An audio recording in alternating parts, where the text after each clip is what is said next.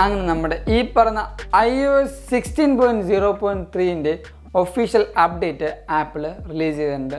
ഈ ഒരു അപ്ഡേഷൻ ഏകദേശം വന്നിരിക്കുന്നത് 219 MB-ലാണ് iPhone 13. അത് പല ഡിവൈസിലും പല സൈസിലായിരിക്കും വന്നിരിക്കുന്നത്. അതോടൊപ്പം തന്നെ iPhone 8 മുതൽ iPhone 14 Pro Max വരെയുള്ള എല്ലാ ഡിവൈസിലും ഈ ഒരു അപ്ഡേഷൻ ആപ്പിൾ റിലീസ് ചെയ്തിട്ടുണ്ട്.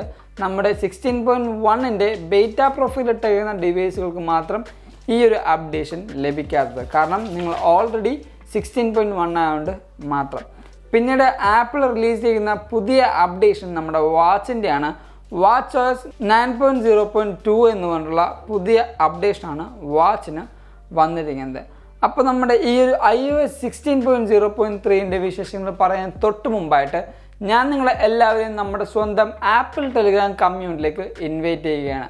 അവിടെ ജോയിൻ ചെയ്യുകയാണെങ്കിൽ ആപ്പിൾ റിലേറ്റഡ് ആയിട്ട് വരുന്ന ഓരോ പുതിയ ലീക്സും റൂമേഴ്സും അപ്ഡേറ്റ്സ് ന്യൂസും വാൾപേപ്പേഴ്സും നിങ്ങൾക്ക് ലഭിക്കുന്നതാണ്. അവിടെ ജോയിൻ ചെയ്യാൻ ലിങ്ക് ഞാൻ നമ്മുടെ ഡിസ്ക്രിപ്ഷൻ ബോക്സിൽ കൊടുക്കുന്നുണ്ട്. അല്ലെങ്കിൽ ഈ കാണുന്ന QR കോഡ് ജസ്റ്റ് ഒന്ന് സ്കാൻ ചെയ്താൽ മതി. ഇപ്പം തന്നെ ഒരു ആപ്പിൾ ടെലിഗ്രാം മെമ്പറായിട്ടും നിങ്ങൾക്ക് മാറാൻ പറ്റും.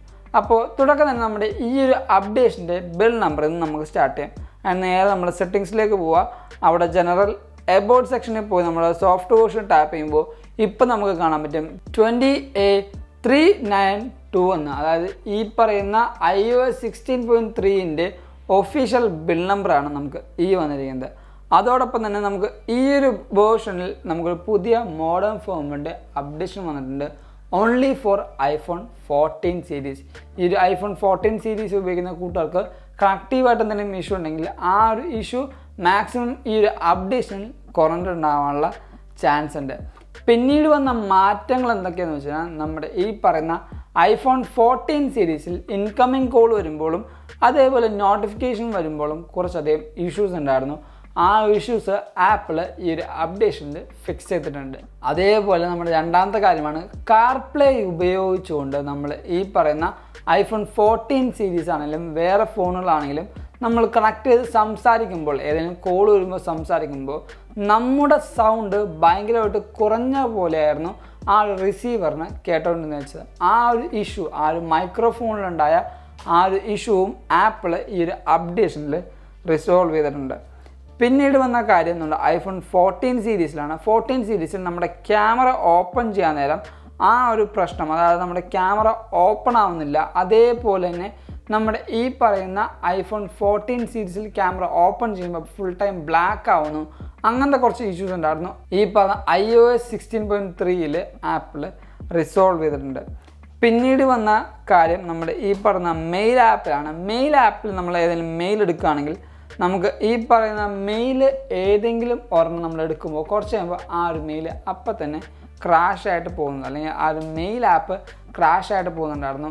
ആ ഒരു ബഗ്ഗും ആപ്പിൾ ഈ ഒരു അപ്ഡേഷനിൽ ഫിക്സ് ചെയ്തിട്ടുണ്ട്. പിന്നീട് നമ്മൾ പറയുന്നത് ഈ ഒരു iOS 16ൽ ഇപ്പോഴും നിലനിൽക്കുന്ന കുറച്ച് ബഗ്ഗുകളാണ്. ആ ഒരു ബഗ്ഗിനെ പറ്റി ആപ്പിൾ ഇപ്പോഴും ഒരു ക്ലിയർ ആയിട്ടുള്ള ഒരു പിക്ചർ ഇപ്പോഴും നമുക്ക് തന്നിട്ടില്ല. അല്ല, ഏറ്റവും വലിയ കാര്യമാണ് നമ്മുടെ ഈ പറയുന്ന ഈ ഒരു ബ്രൈറ്റ്നെസ്സിൻ്റെ ഇഷ്യൂ. നമ്മുടെ ഈ പറഞ്ഞ പല ഡിവൈസിലും ഈ ഒരു ബ്രൈറ്റ്നെസ് ഫ്ലിക്കറിങ് ഇഷ്യൂ ഇപ്പോഴും നിലനിൽക്കുന്നുണ്ട്. നമ്മുടെ ആപ്പിൾ ടെലിഗ്രാം കമ്മ്യൂണിറ്റിയിലെ ഒരു സുഹൃത്താണ് എന്നോട് ഈ ഒരു കാര്യം ശരിക്കും നോട്ടീസ് ചെയ്ത് പറഞ്ഞു തന്നത്. കാരണം നമ്മൾ ഡിവൈസ് ഉപയോഗിക്കുമ്പോൾ മാക്സിമം നമ്മൾ ലോ ആയിട്ട് നമ്മുടെ ബ്രൈറ്റ്നെസ് വെച്ച് കഴിഞ്ഞാൽ ഈ ഒരു ബ്രൈറ്റ്നെസ്സിൽ നമ്മുടെ ഫോൺ ചില സമയത്ത് പെട്ടെന്ന് പീക്കിലേക്ക് പോകും, അതേപോലെ നേരെ താഴത്തേക്ക് പോകും, ചില സമയത്ത് പീക്കിലേക്ക് പോകും, അതേപോലെ ഇങ്ങനെ ഫ്ലിക്കർ ചെയ്തുകൊണ്ടിരിക്കും. പക്ഷേ ഇത് എല്ലാ ദിവസവും എല്ലാ വട്ടവും ഇല്ല, ചില സമയത്ത് മാത്രമായിട്ടാണ് നമുക്ക് ഈ ഒരു ഇഷ്യൂ വരുന്നത്. അതും ചില കൂട്ടുകാർക്ക് മാത്രം. ആ ഒരു ഇഷ്യൂവിനെ പറ്റിയും ആപ്പിൾ ഒരു കൺക്ലൂഷനും ഇപ്പോഴും പറഞ്ഞിട്ടില്ല.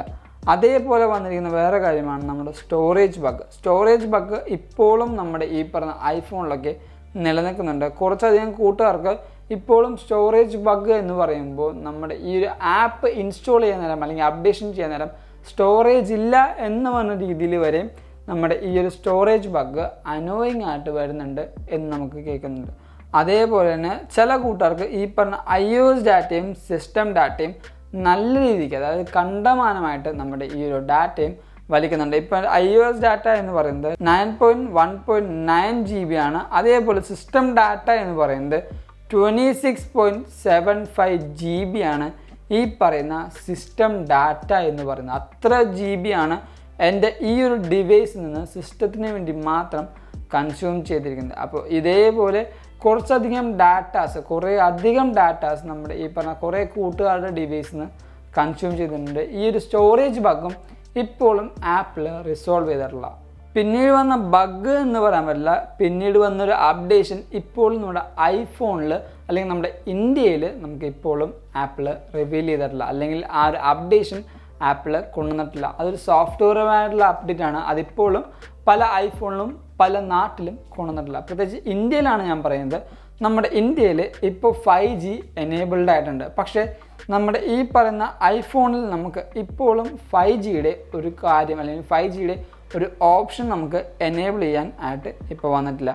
ഇപ്പോൾ നമുക്കിവിടെ നോക്കുമ്പോൾ മനസ്സിലാവും, നമുക്ക് ഈ പറഞ്ഞ iOS 16ൽ നമുക്കിവിടെ 5G ഇല്ല, 4Gയും 3Gയും മാത്രമേ ഉള്ളൂ. നമ്മുടെ കേരളത്തിൽ നമുക്ക് 5G അവൈലബിൾ അല്ല, അതുകൊണ്ട് നമുക്കിത് കാണിക്കാൻ പറ്റില്ല. എന്നാലും നമ്മുടെ ഈ പറഞ്ഞ പല സ്റ്റേറ്റിലും നമുക്ക് ഈ ഒരു 5Gയുടെ അപ്ഡേഷൻ ആപ്പിൾ കൊണ്ടുവന്നിട്ടില്ല. ഒന്നെങ്കിൽ ഈ പറയുന്ന 5Gയുടെ ബാൻഡ് വിഡ്ത്തിൻ്റെ കുറച്ച് കാര്യങ്ങളായിരിക്കാം, അല്ലെങ്കിൽ എന്തെങ്കിലും ഒരു ബഗ്ഗോ അല്ലെങ്കിൽ എന്തെങ്കിലും ഒരു അപ്ഡേഷന് വേണ്ടിയുള്ള ചെറിയൊരു പ്രിപ്പറേഷൻ ആയിരിക്കാം ആപ്പിൾ ഈ ഒരു അപ്ഡേഷനിൽ നമുക്ക് ഇന്ത്യയിലേക്കുള്ള ആ ഒരു 5G എനേബിൾ ഓപ്ഷൻ കൊണ്ടുവരാത്തത്. മിക്കവാറും നമുക്ക് ഈ ഒരു 5G ഓപ്ഷൻ നമുക്ക് iOS 16.1ൽ ലഭിക്കാനുള്ള ചാൻസുമുണ്ട്. പിന്നീട് നമുക്ക് ആപ്പിളിൻ്റെ ഈ ഒരു പെർട്ടിക്കുലർ അപ്ഡേഷനിൽ നമുക്ക് സെക്യൂരിറ്റി അപ്ഡേറ്റ് ആപ്പിൾ കൊണ്ടുവന്നിട്ടുണ്ട്. സെക്യൂരിറ്റി അപ്ഡേറ്റിൻ്റെ ഈ ഒരു ലിസ്റ്റിൻ്റെ ലിങ്ക് ഞാൻ നമ്മുടെ ഡിസ്ക്രിപ്ഷൻ ബോക്സിൽ കൊടുത്തേക്കാം. നിങ്ങൾക്ക് അവിടെ ക്ലിക്ക് ചെയ്തുകൊണ്ട് ഇതിൻ്റെ ഫുൾ ഡീറ്റെയിൽസ് വായിക്കാൻ പറ്റും. ഇപ്പോൾ നമ്മുടെ ഈ പറഞ്ഞ സെക്യൂരിറ്റി അപ്ഡേറ്റ് നോക്കുമ്പോൾ നമുക്കിവിടെ കാണാൻ പറ്റും iOS 16.0.3 എന്ന്. അവിടെ നമ്മൾ ടാപ്പ് ചെയ്യുകയാണെങ്കിൽ നമ്മുടെ നേരെ ആപ്പിൻ്റെ ആ സെക്യൂരിറ്റി പേജിലേക്ക് നമ്മൾ നേരെ റീഡയറക്റ്റ് ആവും. താഴത്തേക്ക് പോകുമ്പോൾ നമുക്കിവിടെ കാണാൻ പറ്റും മെയിൽ എന്ന് പറഞ്ഞ ആ ഒറ്റൊരു ഫീച്ചറിലാണ് നമുക്ക് ഈ ഒരു ബഗ് ഫിക്സസ് ആപ്പിൾ കൊണ്ടുവന്നിരിക്കുന്നത്. നേരത്തെ ഞാൻ പറഞ്ഞ പോലെ മെയിൽ എടുക്കുമ്പോൾ വരുന്ന ക്രാഷിനും അതേപോലെയുള്ള സെക്യൂരിറ്റി അപ്ഡേറ്റിനുമാണ് ആപ്പിൾ മെയിലിലേക്ക് കുറച്ചും കൂടെ ഫോക്കസ് ചെയ്തിരിക്കുന്നത്.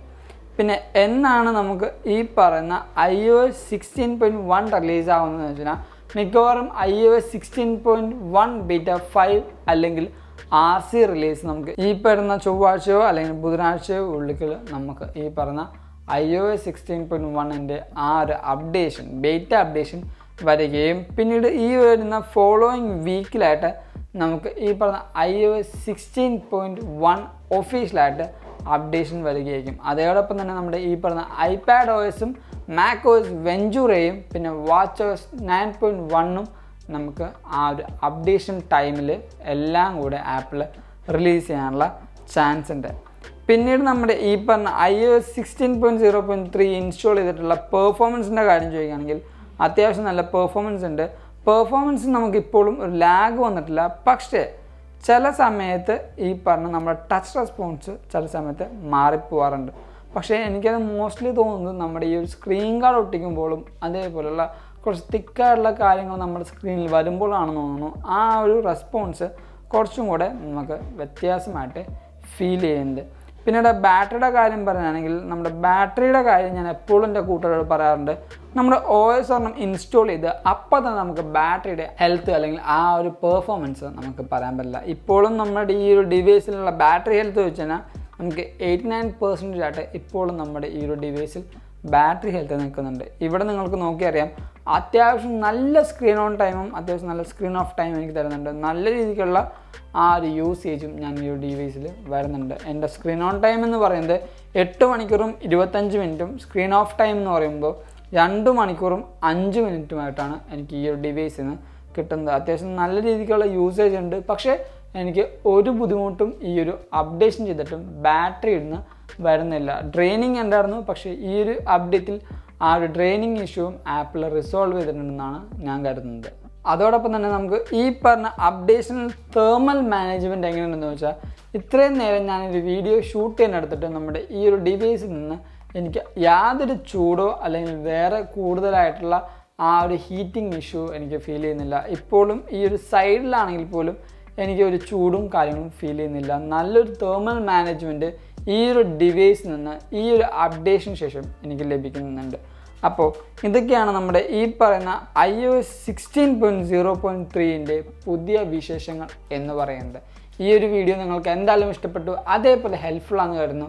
അതുകൊണ്ട് തന്നെ നമ്മുടെ ഈ വീഡിയോ ഇപ്പോൾ തന്നെ ലൈക്ക് ചെയ്യുക, എല്ലാ കൂട്ടുകാർക്കും ഈ ഒരു വീഡിയോ ഷെയർ ചെയ്ത് കൊടുക്കുക. അതോടൊപ്പം നമ്മുടെ ചാനൽ ആദ്യമായി കാണുന്ന എല്ലാ കൂട്ടുകാരും ഇപ്പോൾ തന്നെ നമ്മുടെ ചാനൽ സബ്സ്ക്രൈബ് ചെയ്യുക, തൊട്ടപ്പുറത്തുള്ള ബെല്ലേക്കിൻ്റെ എനേബിൾ ചെയ്യുകയാണെങ്കിൽ നമ്മൾ റിലീസ് ചെയ്യുന്ന ഓരോ പുതിയ വീഡിയോസിൻ്റെ നോട്ടിഫിക്കേഷൻ നിങ്ങളുടെ ഫോണിൽ വരികയും നിങ്ങളത് മറന്നു പോകാതെ കാണിക്കുകയും ചെയ്യും. അതോടൊപ്പം ഞാൻ നിങ്ങളെ ഒന്നും കൂടെ നമ്മുടെ സ്വന്തം ആപ്പിൾ ടെലിഗ്രാം കമ്മ്യൂണിറ്റിയിലേക്ക് ഇൻവൈറ്റ് ചെയ്യുകയാണ്.